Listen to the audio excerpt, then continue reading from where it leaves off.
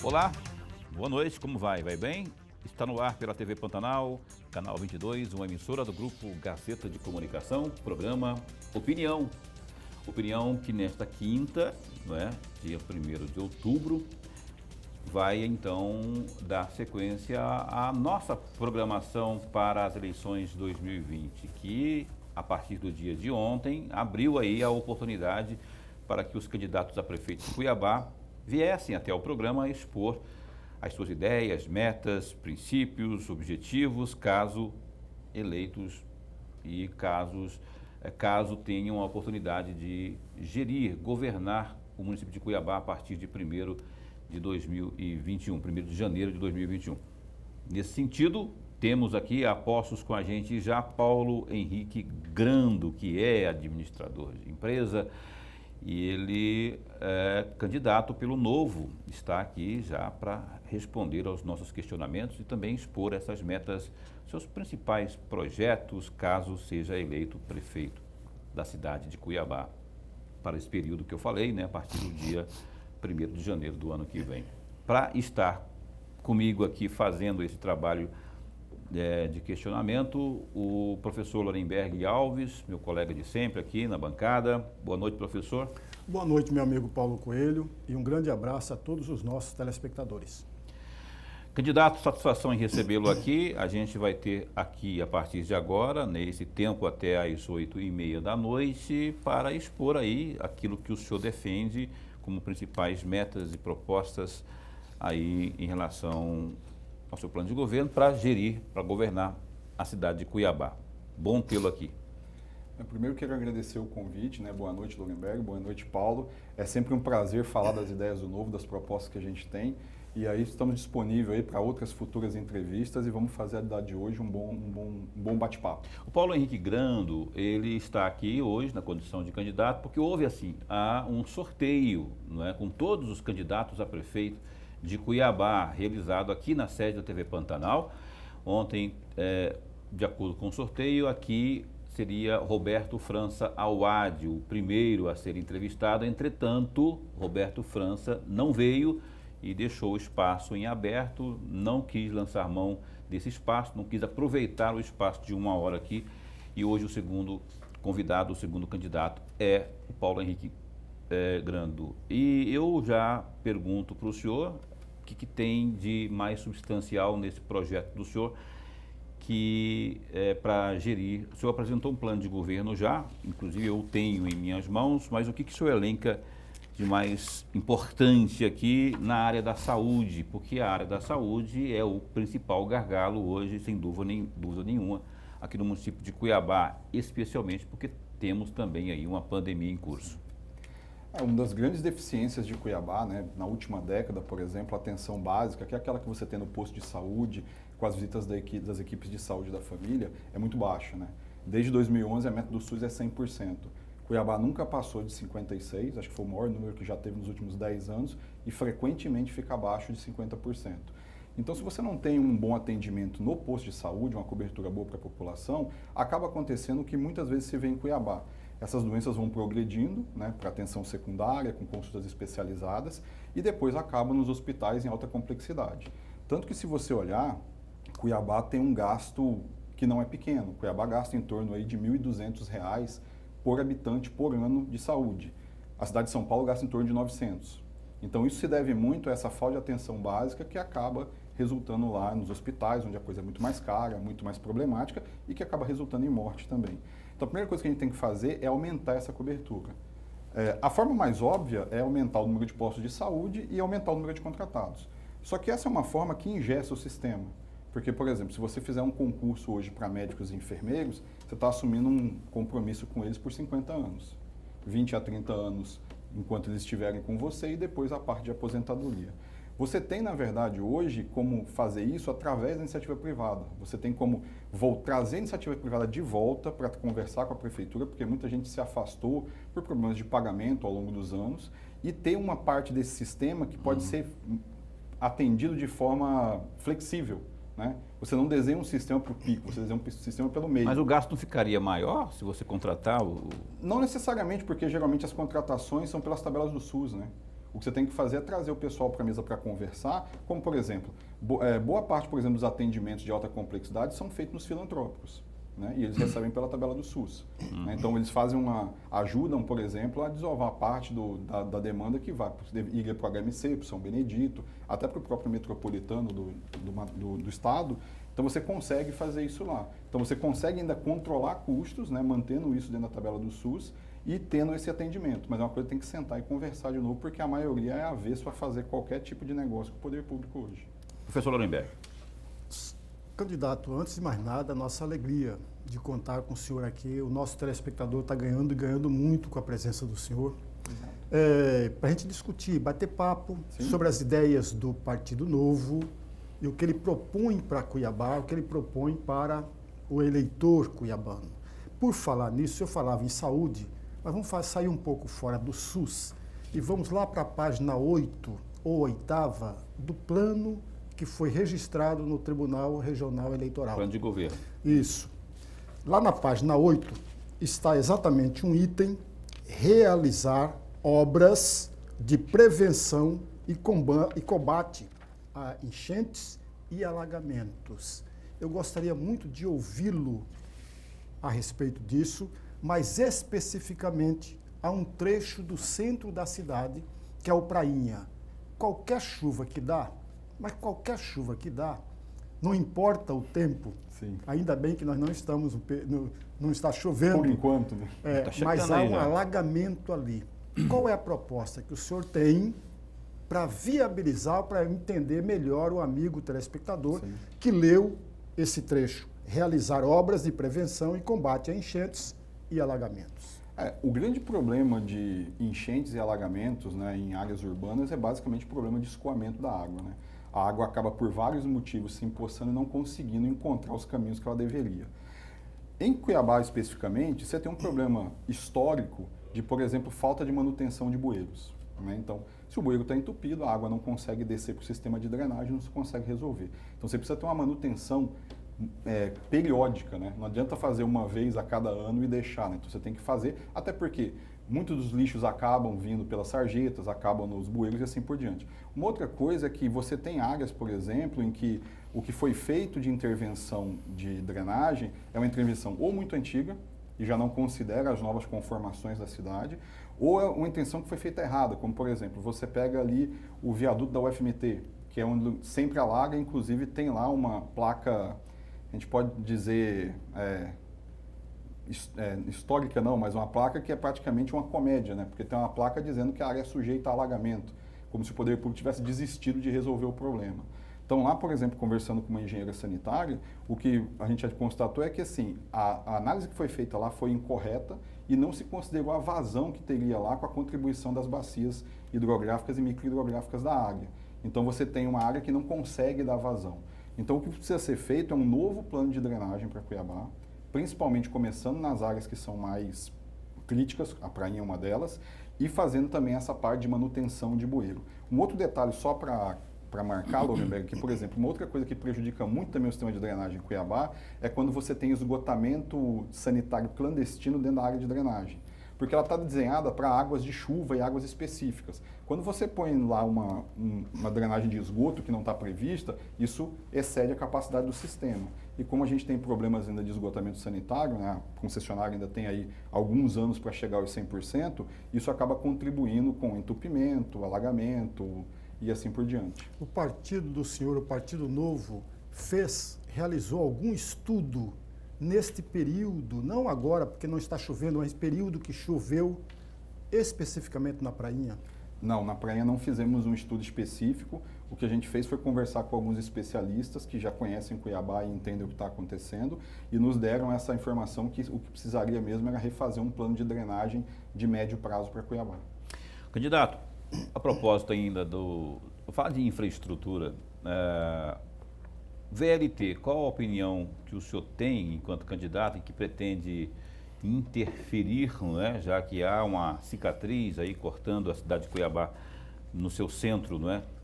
Quase todo, né, indo lá do início de Várzea Grande, na saída da divisa com Várzea Grande até aqui o Comando Geral da Polícia e também indo lá para o Cochipó. Uma cicatriz que já está há anos aí. O que o senhor pretende fazer com isso?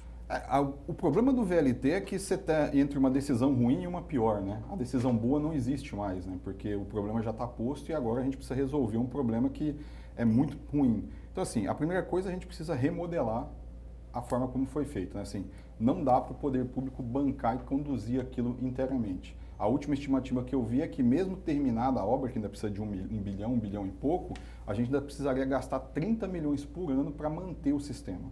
Né? Então, teria que ser totalmente subsidiado. Tem algumas críticas, por exemplo, ao próprio desenho, que, por exemplo, ele não atende corretamente as áreas, o desenho foi feito errado. Tem uma parte ali na UFMT, por exemplo, ali perto, que a inclinação, o vagão não sobe. Então, assim, tem vários problemas. Assim, era tipo assim, se quiséssemos fazer errado, intencionalmente faríamos o que foi feito, porque é impossível errar isso de forma Erro de engenharia, erro no projeto. Erro de engenharia, erro de escolha, né? Então, por exemplo, se escolheu uma coisa que fica bonito, mas que talvez não fosse a melhor opção. Talvez o BRT fosse uma opção melhor, mas ela é muito mais barata. Pois é, mas aí já não é uma coisa que dependeria da prefeitura, né? O problema, aspas, problema já está aí, e aí o que fazer, já que isso depende mais, inclusive, da ação do governo do estado. Mas aí passa por Cuiabá, logo impacta Cuiabá. Temos que remodelar a forma de exploração para permitir que alguma empresa privada possa assumir pelo menos a operação do sistema e rentabilizá-la de outras formas. Então, por exemplo, se você pegar o metrô de Hong Kong, o metrô de Hong Kong é um metrô que não vive exclusivamente de tarifa, ele vive também de exploração imobiliária. Do espaço urbano. Exatamente. Então, as estações, por exemplo, são eles que exploram. Então, em alguns locais foram permitidos que eles subissem prédios com menos potencial construtivo a mais. Então, assim, foi feito um desenho para que aquilo fosse viabilizado. Aqui talvez a gente não consiga tantas coisas, mas a gente consegue fazer outras modelagens. Porque o VLT não pode simplesmente depender só da parte tarifária. Isso não vai conseguir fazer o sistema funcionar. Candidato, ainda na página 8ª, tem um item lá que eu gostaria muito de uma reflexão do senhor. Revisar e flexibilizar o plano diretor para reduzir a segregação espacial e o baixo adensamento, de modo a implementar um novo modelo de ocupação que contemple os aspectos urbano, rural e ambiental. Isso está na página 8ª do plano. É o primeiro item de infraestrutura. Exatamente. Eu pergunto ao senhor. O senhor fala do modelo novo de ocupação. Ora, para existir um modelo novo, é diferente do modelo atual. Mas como que é o modelo atual de ocupação, que causa essa segregação que o senhor tanto fala no plano? O plano diretor de Cuiabá deveria ter sido revisado em 2017, né? Ele é revisado a cada 10 anos. Essa revisão não foi feita. Né? E pelo que me consta, os itens que são usados para acompanhamento do plano também não foram coletados. Então, fica difícil até saber hoje se esse plano não deveria ser completamente refeito. Né? Mas eu preferi ser um pouco mais prudente e sugerir uma revisão do plano. Então, o que acontece? Você teve durante muitos anos, né, nos planos diretores do Brasil, uma ideia de que as cidades não podiam ser muito horizontais, que o adensamento era ruim. E com isso você criou o que a gente chama do efeito espraiamento das cidades. As cidades são muito horizontais. Você pega, por exemplo, o Pedra 90, que é muito distante do centro, né? E aí você com isso, com essa ideia de reduzir o adensamento, que você faz, por exemplo, limitando o potencial construtivo, estabelecendo gabarito de altura e assim por diante, também fazendo restrições sobre o uso de determinadas zonas para determinados usos. Então, o que acontece? As pessoas passam a morar muito longe de onde trabalham, aí começam os problemas que a gente tem hoje. Trânsito, né? Transporte coletivo que não consegue atender, dificuldade de levar infraestrutura, porque levar água até muito longe é um problema, captar esgoto muito longe é um problema. Então, uma coisa que era para ser uma solução acaba sendo um problema. Então, a ideia é flexibilizar esses parâmetros urbanísticos, né? Olhar realmente o que precisa continuar e o que deve realmente ser flexibilizado para permitir a nova ocupação do centro, né? Para que as pessoas possam voltar mais para o centro e a gente tenha um adensamento maior no centro. Porque com isso a gente resolve vários problemas que foram criados dessa forma. E aí você consegue fazer com que as pessoas comecem a migrar para mais próximo do centro, mais próximo de onde trabalham, de onde os filhos estudam e assim por diante. Então a ideia é isso, Por que existe essa questão, por exemplo, de olhar o urbano, olhar o rural e o ambiental? Porque a gente também precisa seguir algumas regras técnicas e não fazer uma coisa simplesmente, né, só para possibilitar o adensamento. Esse é um dos grandes objetivos. Mas a gente precisa também respeitar algumas restrições técnicas que vão surgir. Mas, peraí, candidato, me perdoe porque eu não entendi direito. Quando o senhor fala em segregação. A segregação está exatamente no distanciamento desses bairros. Sim. Uma vez, por exemplo, se o Pedra 90 não estivesse na onde ele está, estivesse próximo da área central, não haveria segregação? É isso que o senhor está dizendo? Eu estou falando de segregação espacial no sentido de que você expulsa pessoas que têm menos condições de comprar imóveis mais caros para a periferia da cidade, onde elas vão ter menos condições de ter uma qualidade de vida melhor porque ela não tem atendimento de infraestrutura. É segregação nesse sentido. Isso acontece em várias cidades, né? Os bairros mais pobres estão sempre nas periferias. Por quê? Porque se cria uma série de critérios de construção no centro que inviabilizam a moradia. Vou dar um exemplo que é um pouco datado, mas, por exemplo, é o exemplo da extinção dos cortiços no Rio no começo do século XX. Né? Achava-se os cortiços um horror e simplesmente se eliminaram os cortiços porque eles contaminavam a visão da entrada do rio, da praia e tudo mais. E o que aconteceu? As pessoas foram para um lugar muito pior, que foram os morros. E começaram a fazer uma ocupação irregular, com padrões de construção completamente equivocados e que hoje não conseguem nem investir porque não tem nem a regularização do próprio lote. Então, uma coisa que era uma intenção, né, de resolver, vamos dizer, de forma bela a cidade, acabou trazendo um problema muito mais grave para as pessoas. Né? Então, isso para mim vem de um erro de compreensão do que é uma cidade. Uma cidade não é um problema de arquitetura nem de engenharia. Uma cidade é um organismo vivo, humano. Então, ela não se conforma a essas limitações como se a gente estivesse construindo um carro. Ela começa a reagir a isso e a gente tem essas disfuncionalidades. Só que, assim, tem, por exemplo, tem o que já existe aí de problemas, né? Crescimento desordenado, a cidade de Cuiabá já tem esse bolsão de problemas. Muitos bairros aí sem a infraestrutura devida, necessária. Tem uma coisa que é daqui para frente, de janeiro para frente, mas tem aquilo que o senhor vai herdar, se eleito for, de problemas, não é? A infraestrutura em muitos bairros aí, isso fruto de políticas de vários governos que passaram que não tiveram atenção. Como que o senhor pretende olhar o retrovisor, porque senão vai poder abandonar aqueles que já estão, não é, morando naquelas áreas, enfim, e depois fazer o planejamento de acordo com essa visão mais vertical sua? A revisão do plano diretor é para não continuar criando problemas para frente, né? E isso não é simplesmente só verticalização, né? Você tem outros tipos de construção que vão surgindo, né? Quando você liberta as pessoas que estão empreendendo e tentando fornecer soluções, elas conseguem achar formas diferentes de atender a necessidade das pessoas, né? Então isso é o para frente. Mas a gente precisa resolver o para trás, né? Então você tem um problema para trás que a gente tem, é o problema de saneamento básico em Cuiabá, né? Coleta de esgoto em Cuiabá está em torno de 60%, pela última avaliação da Arsec, né? Mas, por exemplo, o tratamento de esgoto, que é algo que impacta fundamentalmente no meio ambiente, está na casa de 40%. Então, a gente tem 20 pontos percentuais aí de gap que está sendo despejado em qualquer lugar, né? Fora o que não é coletado e vai para a fossa séptica e assim por diante. Então, você precisa, por exemplo, no caso especificamente de saneamento básico, que é gritante porque impacta na saúde, impacta na qualidade de vida, impacta na sobrevida das pessoas, é uma coisa muito importante. A gente tem que voltar a sentar com a concessionária, porque o cronograma que existe hoje prevê 91% em 2024, que está bem aí. Mas se você olhar, por exemplo, por dentro, os sistemas de coleta são muito desequilibrados. Do Ribeirão do Lipa é muito baixo, e, por exemplo, do Tijucal é muito alto. Então, assim, ok, o Tijucal é ótimo, a gente está começando a atender lá acima de 80%, mas do Ribeirão do Lipa está em torno de 29%, 30%. Então, você tem uma diferença muito grande. Provavelmente lá tem áreas a mais a serem investidas, né? A gente precisa passar mais tubulação. Então, a gente precisa voltar a sentar com a concessionária e entender como a gente consegue acelerar isso. Porque sinceramente, eu já ouvi pessoas falando, mas né, o que se fala não se escreve às vezes, né? Que o 61% é um número que não é 100% confiável. O candidato Paulo Henrique Grando, a questão da Covid, rapaz, muita gente alega que pegou todo mundo de surpresa e tudo mais. Há alegações de que os governantes, seja os municipais e também os estaduais, tiveram tempo de se organizar. No que diz respeito ao município de Cuiabá, qual a avaliação que o senhor tem, já que houve vieram muitos recursos, veio muito dinheiro para cá, não é? O senhor, imagino que deve ter se preparado com relação a essa questão na área de saúde.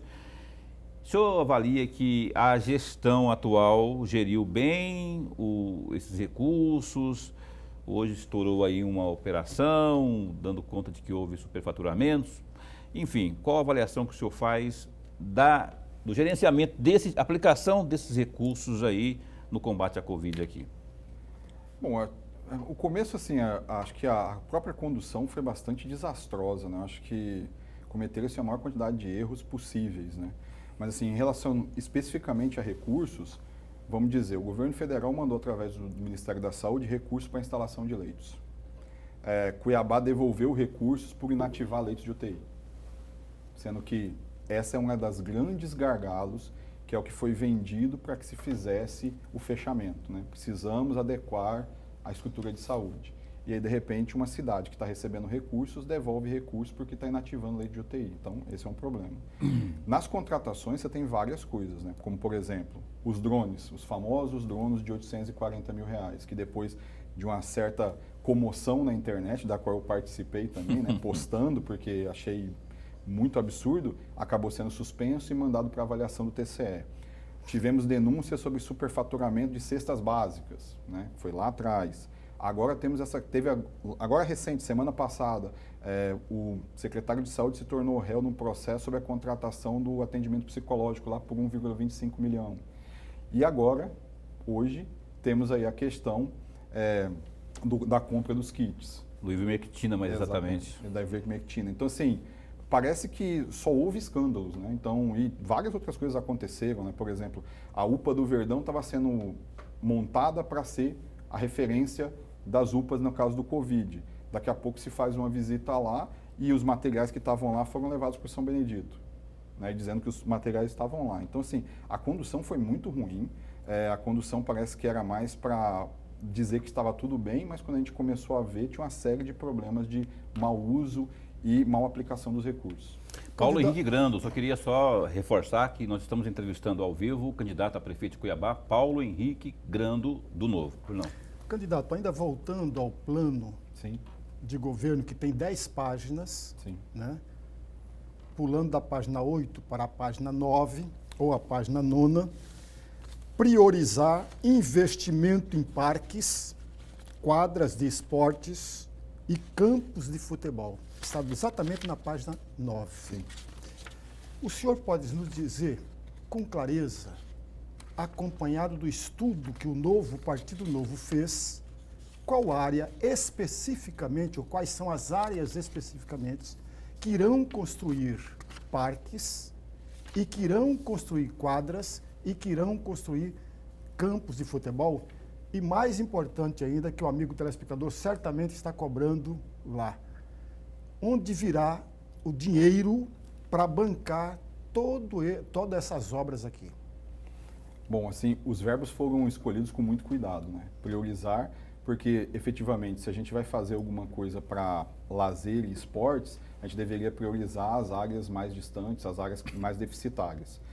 A gente não fez um estudo detalhado, né, sobre onde precisaria fazer cada um desses campos e onde seria, né? Visitei alguns bairros, né? Fui, por exemplo, ao Santa Terezinha, lá não tem nada, o pessoal usa lá uma quadra improvisada, inclusive numa app, né? Então está sendo usado porque o pessoal acaba jogando bola e se divertindo e tudo mais, mas essa é uma coisa que ajuda a unir a comunidade, ajuda a concentrar esforços para que a gente não tenha problema de drogas e uma série de coisas. Se você observar, no final a gente fala muito sobre a questão de tentar desenvolver parcerias.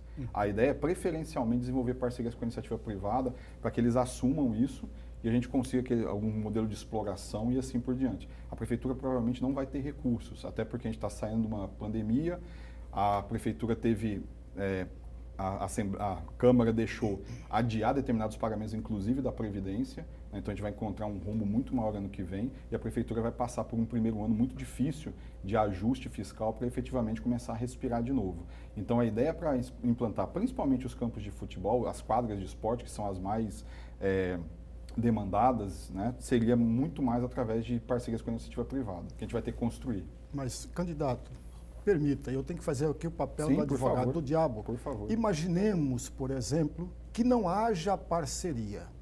Então, esse item de promessa não será cumprido. Na verdade, faremos alguns na medida do possível. Não vamos poder atender Mas todas da as onde áreas. que virá o dinheiro para fazer essas obras? Dos recursos secretário? nós vamos economizar em outras áreas, né? Por exemplo, eu acredito que existe uma grande possibilidade de economia na própria gestão da prefeitura.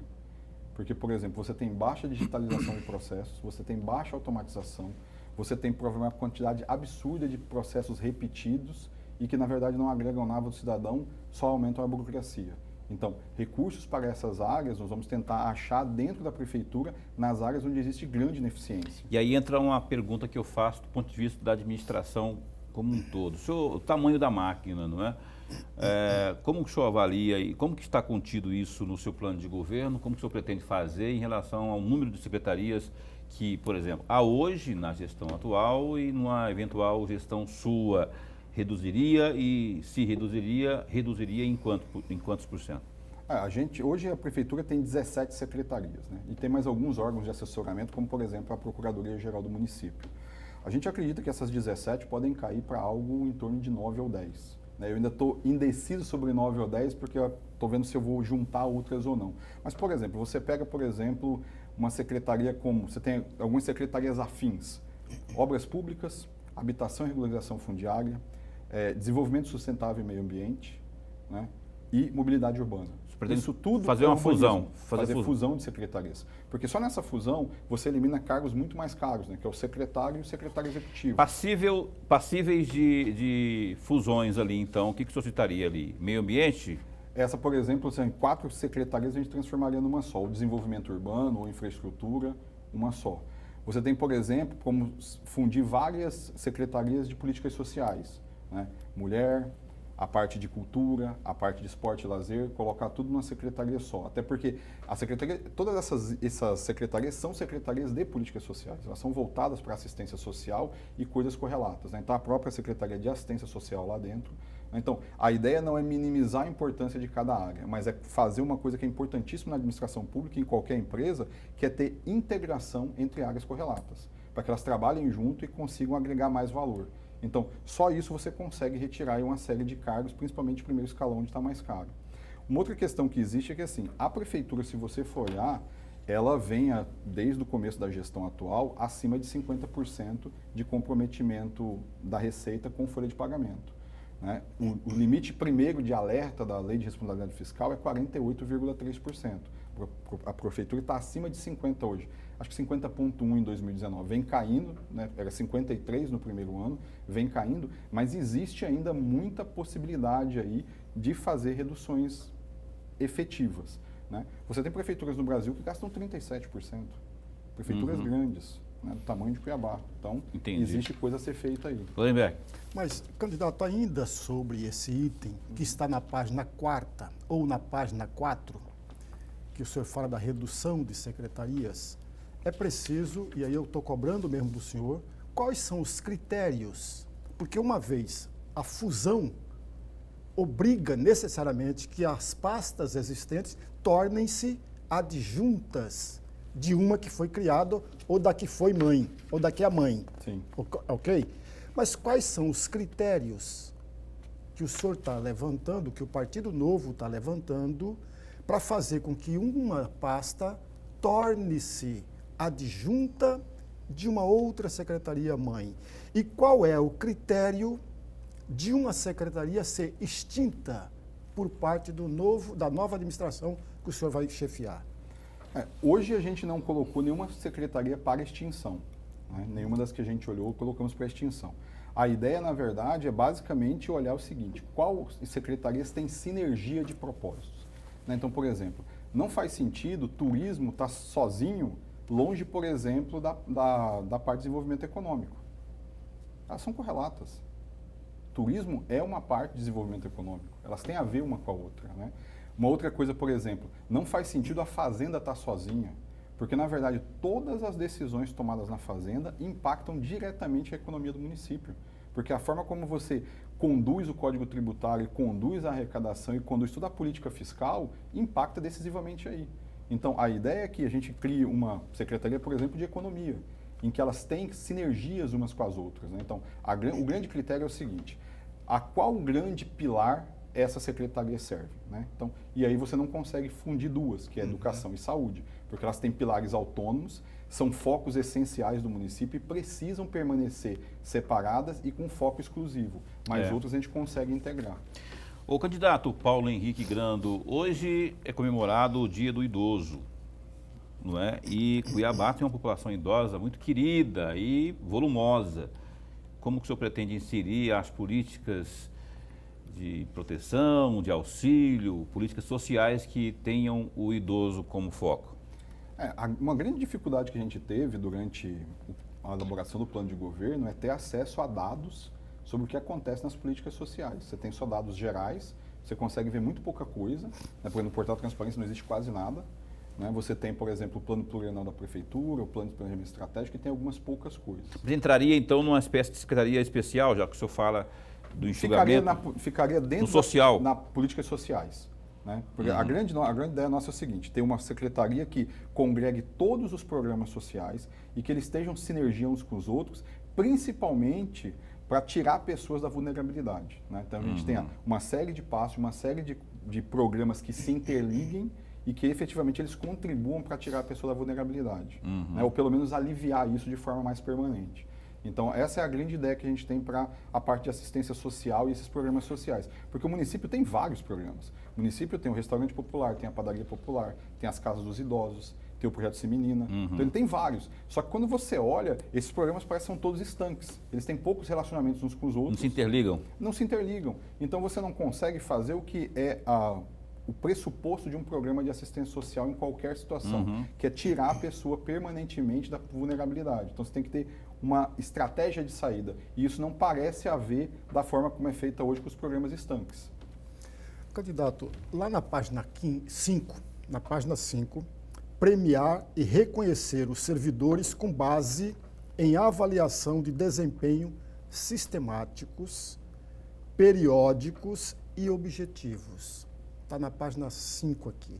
E aí, para provocar a reflexão mesmo do candidato, o Partido Novo está imitando o PSDB quando criou a questão da meritocracia no estado de São Paulo, ou não tem nada a ver com meritocracia? Qual é o critério levantado pelo Partido Novo? Qual que é o estudo que o Partido Novo fez durante todo esse período para implementar esse item?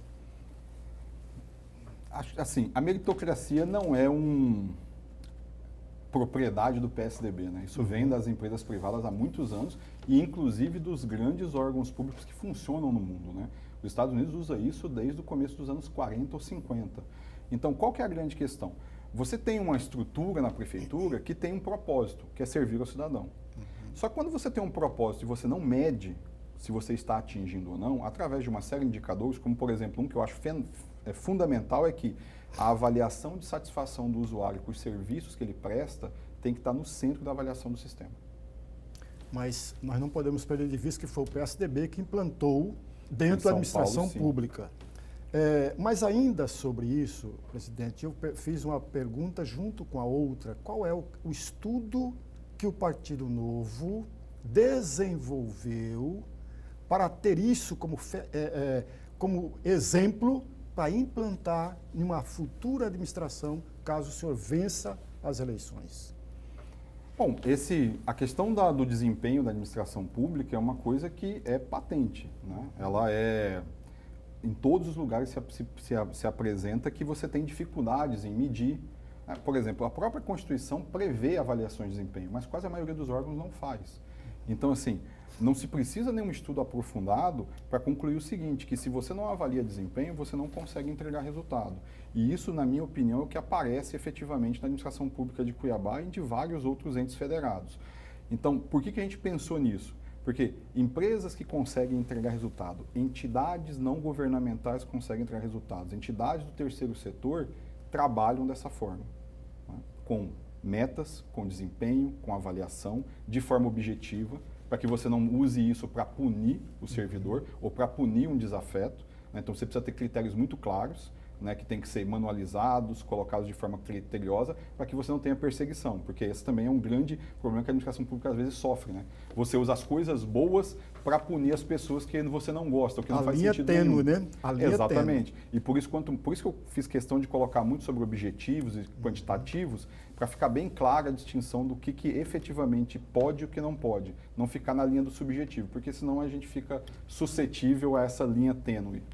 Nós estamos no último bloco, o bloco que vai até às 8h30 da noite. Ô, candidato, o Novo não tem coligação com ninguém e, entanto, eu queria até citar o nome do vice aqui, que é o Alvani Laurindo, é isso? Isso.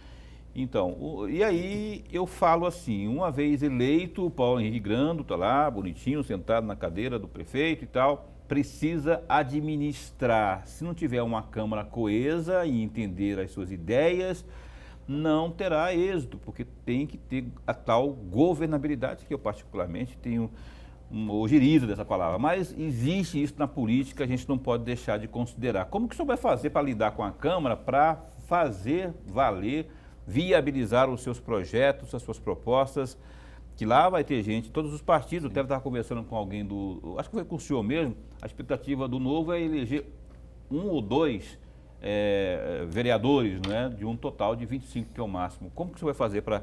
Como que o senhor vai virar nos 30, aproveitando o trocadilho aí do número do seu partido?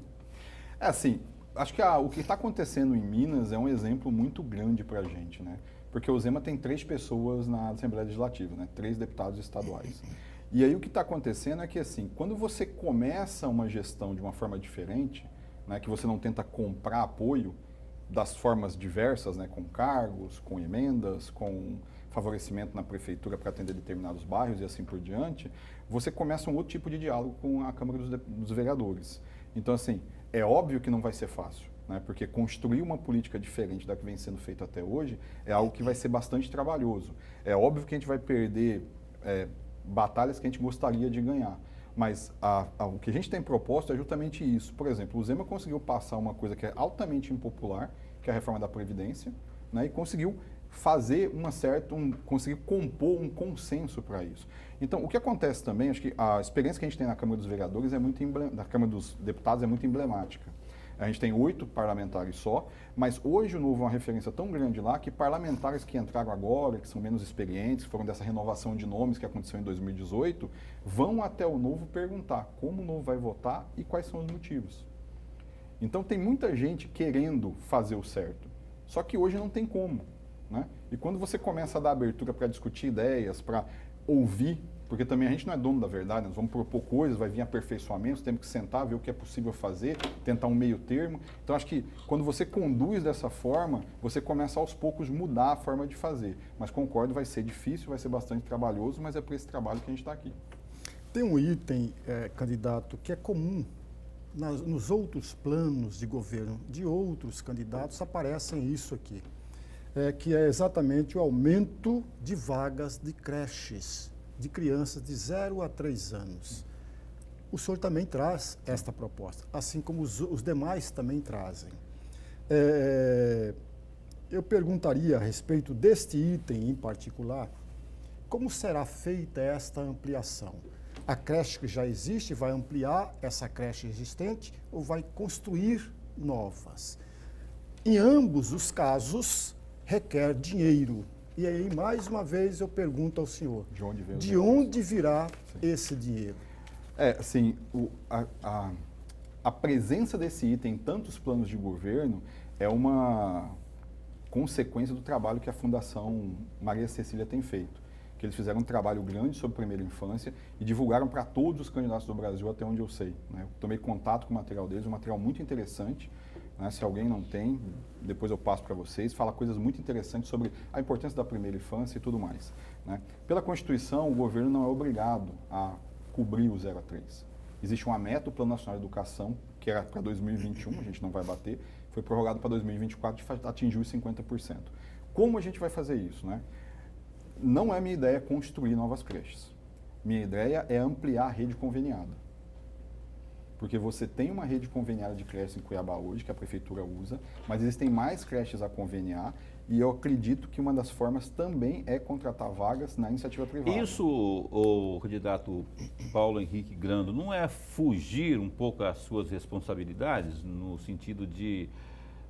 não é um atestado de incapacidade quando você chama a iniciativa privada, ó, a gente ajuda aqui, porque aqui os nossos recursos e os recursos municipais não são poucos, os recursos públicos não são poucos, podem estar comprometidos, podem ter havido gestões que não foram boas no passado, mas os recursos entram, o cidadão paga seu imposto. Sim. E não seria um atestado de incapacidade? Olha só, não estamos conseguindo aqui, vamos chamar o povo. E para todas as perguntas, sei que é uma linha do Novo, mas Sim. tem sempre a iniciativa privada Sim. presente. É uma provocação, como diz o Lorenberg, para dar uma... acho ótima provocação, um espaço para o senhor me falar. dá a oportunidade de responder. Na verdade, eu acho que é uma decisão muito mais inteligente. Porque o que acontece? Digamos que a gente vá construir as creches e a gente tem o dinheiro para isso, né, que é um grande C. Primeiro, o processo de construção é lento. Uma creche não se sobe do dia para a noite, ainda mais no poder público, com processo licitatório. Segundo, tem que contratar as pessoas, tem concurso público. Então a gente está falando de um período longo para conseguir resolver um problema. Quando você traz vagas que já existem na iniciativa privada, você está dizendo o seguinte: eu vou começar a resolver esse problema a partir de agora. E quando você usa essas vagas, você faz uma outra coisa inteligente, que é não comprometer recursos de forma permanente. Porque você compromete os recursos no momento em que eles são demandados, quando você tem aquelas crianças para ocupar. Quero até citar um exemplo que a Fundação Maria Cecília fez. Ela fez um estudo que, infelizmente, não tem o dado de Cuiabá específico, mas tem do Mato Grosso. Pelo estudo deles, existem cerca de 2.800 vagas na rede pública e 2.700 vagas na rede privada, de escolas conveniadas e afins, que estão disponíveis para uso. Quanto disso é Cuiabá, não dá para precisar, mas provavelmente deve ser uma boa parte, porque boa parte das creches estão aqui, né? Então, existem por quê? Porque você consegue usar salas que não estão ocupadas, você consegue aumentar algumas turmas até o limite que o professor consegue conduzir. Então, você tem aí uma parte já de ociosa no que você já existe, e você pode contratar outras vagas. Então, na minha opinião e na opinião do Novo, quando você traz iniciativa privada, você, na verdade, está poupando o dinheiro do cidadão. Só para dar um exemplo, em São Paulo, nos últimos 5 anos cresceu mais ou menos em torno de 70% o número de vagas para creches de 0 a 3. Basicamente com escolas conveniadas, que são escolas tocadas por entidades filantrópicas, beneficentes e assim por diante, sem fins lucrativos. E essas vagas custam geralmente de 1/3 a 50% do que custa a pública. Candidato, ainda sobre isso, se o senhor não vai construir e vai adotar a questão da creche conveniada, qual é o custo comparado àquela creche da própria prefeitura? Qual é o custo disso? E se esse custo para a creche conveniada é menor, qual é o índice percentual de menor de uma creche da própria prefeitura? E economia, por consequência. A economia do A grande município. questão é a seguinte: não se sabe esse número em Cuiabá. Não existe o número de quanto custa um aluno numa creche de Cuiabá. Não tem como levantar esse número. Não com os dados disponíveis. O que você consegue fazer é usar um exemplo que existe, que é o exemplo de São Paulo que eu estava falando. Lá, efetivamente, você tem os dados, porque a prefeitura fez o levantamento antes de começar. Então, o que acontece? Você tem lá uma creche custando 100 e uma creche conveniada custando 70, 60, às vezes 50. Né? Mas vamos tentar fazer uma especulação. Acho que no final do ano passado, começo desse ano, o prefeito Emanuel aumentou o que ele estava pagando para as creches conveniadas. Era, acho que 175, foi para 250, se eu não me engano, mensalidade. A Prefeitura de Cuiabá gasta por aluno, e aí o número é geral, porque você não tem abertura, quase R$9 mil por ano para cada aluno. A gente dividindo isso aí, a gente está falando de algo em torno de R$700, R$800. Está falando que a gente vai usar 250 para isso. Então, se esse for o número parâmetro, que é o que a gente tem, e efetivamente ele tem flutuações, a gente estaria gastando muito menos com a creche conveniada. Então, aí entra uma outra questão.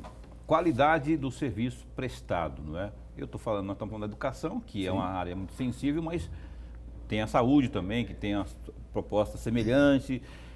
Como garantir isso, rapaz, que é preocupante. Hoje em dia, nós temos dificuldade no nosso ensino, tanto o básico, o fundamental, como o ensino médio. E aí, se você contrata serviço de terceiros, né, de uma iniciativa privada, como garantir a qualidade desse ensino, do serviço como um todo? Vamos falar das conveniadas, que é uma coisa que está mais bem desenhada em todos os lugares que já estão adotando. O que você faz é uma contratualização. Você determina um contrato com uma série de indicadores de desempenho, que incluem indicadores de qualidade, e esses indicadores são monitorados, né? Então, vamos dizer, aí você contrata ela geralmente por um período de 2 a 3 anos, mas geralmente 2 anos que é o mais comum. Ao final dos 2 anos, esse contrato só é renovado se os indicadores forem batidos. Então, a instituição tem interesse. Outra coisa, quando você contrata, esse contrato é mais permeável de ser fiscalizado pelos órgãos de controle. Porque é um contrato, ele está determinado, ele não está nos meandros da burocracia. Então você consegue, por exemplo, um MP, posso ir lá olhar. Você consegue que um TCE, se quiser, possa olhar. Você consegue que os vereadores, se quiserem, possam ir olhar as creches e, se acharem algum problema, que relatem à prefeitura. Porque você ganha todos os órgãos de controle para te ajudar a controlar. Porque essa é a função deles e, no caso da gestão do Novo, é muito bem recebido a fiscalização dos órgãos de controle. Eu posso deduzir, e por favor, se não é isso que eu tenho que fazer, me corrija. Eu posso deduzir que o mesmo sistema de trazer creche conveniada vai ocorrer também na primeira a oitavo ano, eu já ia falar... Nono ano. Primeiro ou nono ano. Da prefeitura. Bom, já pode responder? Não, pode responder, porque aí eu complemento. Sim. Do primeiro ao nono ano, a gente vai fazer alguns testes piloto, porque hoje, em teoria, a gente não falta vaga. Nós estamos ali perto de 99%, quase 100% de ocupação. Está todo mundo na escola, né? Então, o que a gente quer fazer? A gente acha que o modelo conveniado é um modelo que traz, inclusive, ganhos de qualidade significativos. Tem um exemplo, por exemplo, em Pernambuco. Tem um exemplo eu ia falar, não é Uberlândia, em Porto Alegre, que eles fizeram escolas conveniadas também. Então, tem vários exemplos surgindo no Brasil e o Zema vai implantar 4 escolas piloto agora em 2021, lá em Minas Gerais, desse estilo de conveniada. Então, assim, a ideia no ensino fundamental, né, do primeiro ao nono ano, é fazer alguns testes. Escolher algumas escolas e fazer o teste, conduzir durante 2 anos e ver como ele vai, se vai da forma como a gente está pensando.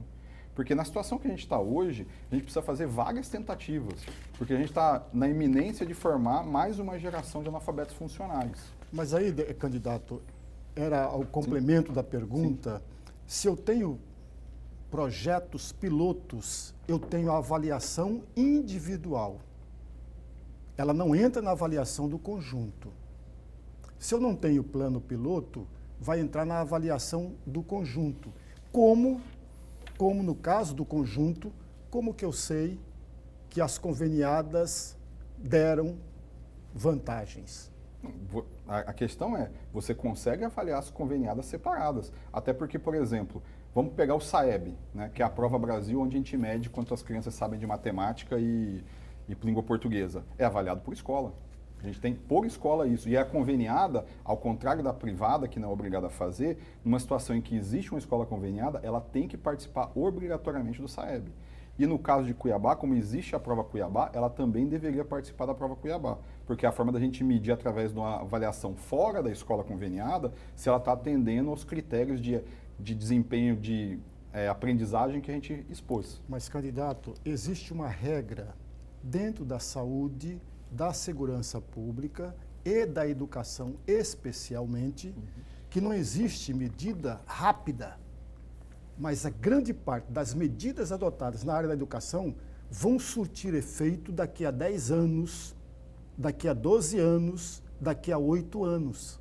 O senhor está falando de um plano piloto, de um projeto piloto de 2 anos. Não há como fazer isso.